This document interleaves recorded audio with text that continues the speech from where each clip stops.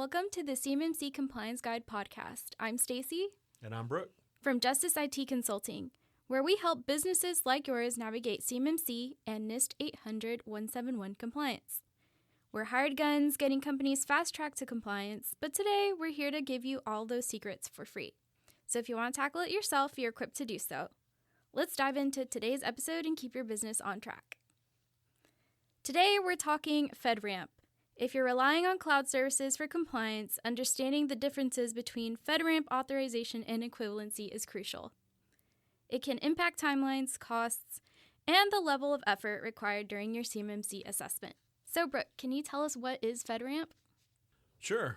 FedRAMP is a Federal Risk Authorization Management Program, FedRAMP. So there's different levels of it, but it's basically a set of standards for cloud service providers like Microsoft, Google, Amazon, a ton of others. It's a framework for them for some stringent security standards for them to follow to make sure federal agency data is kept safe.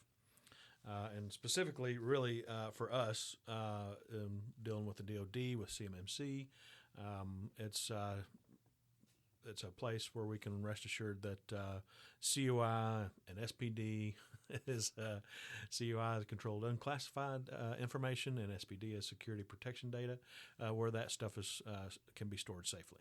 Can you tell us what the key characteristics are for FedRAMP authorization?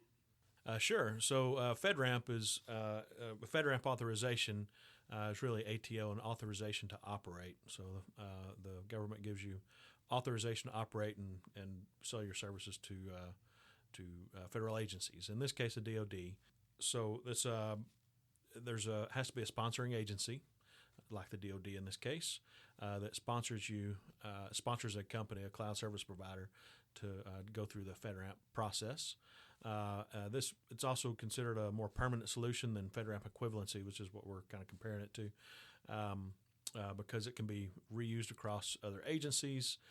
Once you're on the FedRAMP marketplace, you're on the FedRAMP marketplace. There is a continuous monitoring portion of it and other things, but it's as opposed to equivalency, you're on the FedRAMP marketplace, and they can basically shop with you. So it also helps out with assessments, which may be the next question, I think. Yes. So really what we're looking for is, what does the process look like for FedRAMP authorization? What would that look like for our listeners who are seeking that? So really, I mean, high level, the process is there's a sponsoring agency, in this case a DoD, that has to sponsor you to be able to go through it. So if there's not a federal agency that wants your product, you're just kind of out of luck. But they can, one of them can sponsor you. You go through a readiness assessment. You engage with a 3PAO, not a C3PAO.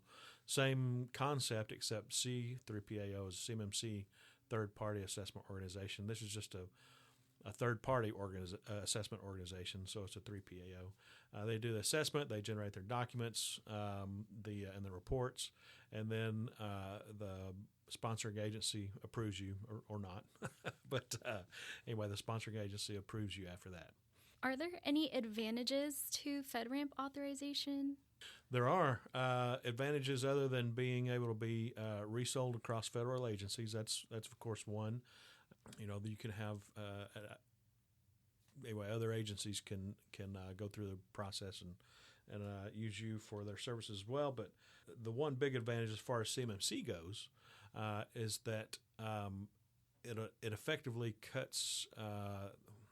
That may be a bad word to use, but it effectively lowers the amount of hours used to do the assessment when you compare to FedRAMP equivalency versus FedRAMP authorized. So if you have authorized, you say, here's my authorization, and we're good to go. So that's about as far as they need to check into it at that point. That's as far as the assessor needs to check into it at that point. Can you tell us how working with FedRAMP authorized services simplifies the CMMC assessment process for businesses?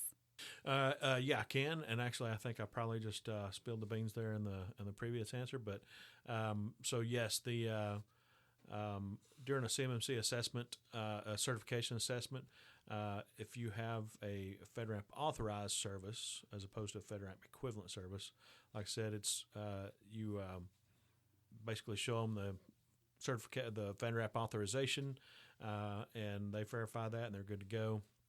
If it's equivalency, then they have to go through the whole body of evidence.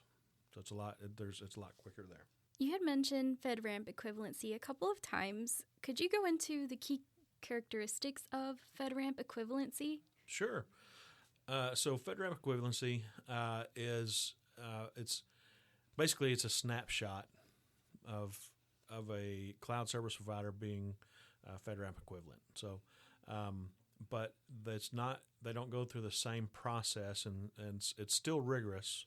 And the way the DoD defines it as FedRAMP official, I guess, FedRAMP equivalency, then they have to go through the same process using a 3PAO, and they have to come in and assess the organization. They have to still generate the documents, but they don't go through the rest of the process of the DoD, then going through all that, reviewing everything, and then approving it. But you get those documents, you get that equivalency, and then you can use that equivalency. However, in the CMMC process, you still, as I mentioned a while ago, the assessors still have to go through all of that documentation of the body of evidence and customer responsibility matrix and all that, of course, but to verify that product, that cloud service offering is still valid, still equivalent. Is there a specific process that our listeners need to be aware of when it comes to FedRAMP equivalency? Process I kind of went over, but the 3PAO has to do their due diligence and make sure that you cover all controls and that there's no POAM items. But they have to generate their security assessment plan, security assessment report, and all that is very time intensive with a 3PAO. So neither the authorization process or the equivalency process is cheap or easy. I can tell you that. But yes, there's they start with that 3PAO and go through that process and generate the security assessment plan and security assessment report. Are there any challenges when it comes to FedRAMP equivalency? Yes, as far as CMMC goes, again, I've already said this, but I'll say it again, as we're saying, with equivalency, each time, when you're assessed, when you get a certification assessment, the assessor has to go through the body of evidence and has to go through all that in the security assessment report, security assessment plan, and their body of evidence, and figure out if they're still FedRAMP equivalent or not. They have to go through all that, as opposed to the FedRAMP authorization, where you say, here's the authorization right here, and they say, okay, that cloud service offering is good. Is there anything else businesses should keep in mind when it comes to using FedRAMP equivalent services during their CMMC assessment? Yeah, really, it's just the time involved in using a FedRAMP. When you use FedRAMP equivalency cloud service offering, then the time involved in doing the assessment is going to be greater than one where there's not where it's FedRAMP authorized. You've mentioned now FedRAMP authorization and equivalency. Can you give us the key characteristic differences of FedRAMP authorization versus equivalency? Yeah, sure. So FedRAMP authorization is a more permanent solution. It requires a sponsoring agency, and you're good after that. There's other things that go into it. It's very high level, but you're good after that. And equivalency is, like I said, it's a point in time assessment, and it requires a lot more time on the assessor's part to review the FedRAMP equivalent service cloud service offering that you may be using. Are there any significant impacts on businesses that do get certified? The FedRAMP authorized, again, really just it's going to take less time. FedRAMP equivalency, whatever cloud service offerings you may have, and if you have 2 or 3 that are equivalent and not just one, it's going to take more time to go through those and assess those for the assessor. So that means more time, more money for you and the assessor, of course. You can always run into getting the body of evidence and getting all the documentation. You've got to do that well in advance because it is not always very easy to get that from the vendor. If you're getting it from Microsoft, you can get it. It very well may not be very quick at all. But there's that. There's time everywhere with equivalency, and with FedRAMP authorized, it's just a whole lot easier. When should you use FedRAMP authorized versus FedRAMP equivalent services? Well, really, as far as when you should use one over the other, I would say you should, if at all possible, you should use FedRAMP authorized services.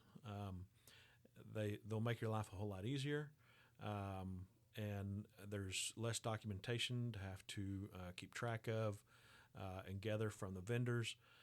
FedRAMP equivalency, if you just can't find what is in your budget or what quite fits your needs in the FedRAMP marketplace, what's authorized for the DoD, then you can go FedRAMP equivalency. But you just got to keep in mind that you're going to need that documentation, and that, like I said, it could be the 10th of never when you get that, or the 10th of almost never maybe when you get that documentation from companies like Microsoft, or I guess it's possible the assessor may want more paperwork than was provided, but it's FedRAMP equivalency can be used and can be done, but it's a lot more time intensive. So if you can, it's always best to use FedRAMP authorized. What should companies do to plan ahead when it comes to choosing FedRAMP authorized versus equivalent services? Really just engage that CSP early. Figure out if they're FedRAMP authorized or FedRAMP I can't speak today, FedRAMP equivalent.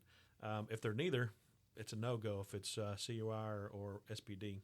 Figure out if they're either authorized or equivalent. And then if they're equivalent,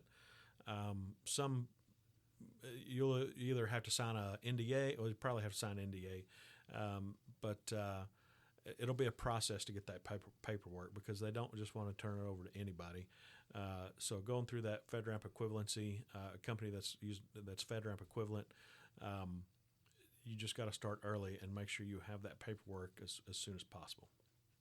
Well, that wraps up our episode on FedRAMP authorization and FedRAMP equivalency. If you have any questions about what we covered today, please feel free to reach out to us. We're here to help and fast track your compliance journey. So please, please, please text, email, or call in your questions. We will answer them for free here on the podcast. You can find our contact information at CMMCComplianceGuide.com. Stay tuned for our next episode. Until then, stay compliant and stay secure.